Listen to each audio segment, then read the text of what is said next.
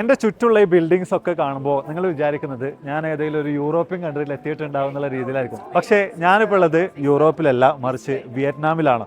വിയറ്റ്നാമിലെ ബനാ hills എന്ന് പറയുന്ന സ്ഥലത്തുള്ള വ്യത്യസ്ത തരത്തിലുള്ള ബിൽഡിങ്സും മറ്റൊക്കെയാണ് എൻ്റെ ചുറ്റുഭാഗത്ത് നിങ്ങൾ കാണുന്നത്. അതും ഇവിടുത്തെ ഒരു ക്ലൈമറ്റ് എന്നൊക്കെ പറഞ്ഞത് അടിപൊളിയായിട്ടുള്ള കേട്ടോ. പഴയ കാലത്ത് ഫ്രഞ്ചുകാർ ഇവിടെ ഉണ്ടായിരുന്നു. ഫ്രഞ്ച് കോളനൈസേഷൻ്റെ ഭാഗമായിട്ട് ഇവിടെ വ്യത്യസ്ത തരത്തിലുള്ള ബിൽഡിങ്സ് ഒക്കെ ഉണ്ടായിരുന്നു. പക്ഷേ 1919 കൂടി തന്നെ ഏറെക്കുറെ ബിൽഡിങ്സ് ഒക്കെ തന്നെയും പൂർണ്ണമായിട്ടും കേടുവന്ന അവസ്ഥയിലേക്കൊക്കെ മാറിയിട്ടുണ്ടായിരുന്നു. എന്നാൽ പിന്നീട് സൺ ഗ്രൂപ്പ് എന്ന് പറയുന്ന വിയറ്റ്നാമിലെ ഒരു പോപ്പുലർ ആയിട്ടുള്ള ഒരു റിയൽ എസ്റ്റേറ്റ് ടൂറിസം ഗ്രൂപ്പ് വന്നിട്ടാണ് ഈ രീതിയിലേക്ക് ഈ സ്ഥലത്തെ മൊത്തത്തിൽ മാറ്റിയെടുത്തിട്ടുള്ളത്. അതായത് ഒരു മിഡീവൽ യൂറോപ്യൻ ആർക്കിടെക്ചറിലാണ് ഇവിടെയുള്ള ഈ ബിൽഡിങ്സ് മൊത്തത്തിൽ സൺ എന്ന് പറയുന്ന ഈ ഒരു ഗ്രൂപ്പ് നിർമ്മിച്ചു വെച്ചിട്ടുള്ളത്. നമ്മൾ നോക്കുകയാണെങ്കിൽ ഒരു പഴയകാല ബിൽഡിംഗ് പോലെയൊക്കെ നമുക്ക് തോന്നും.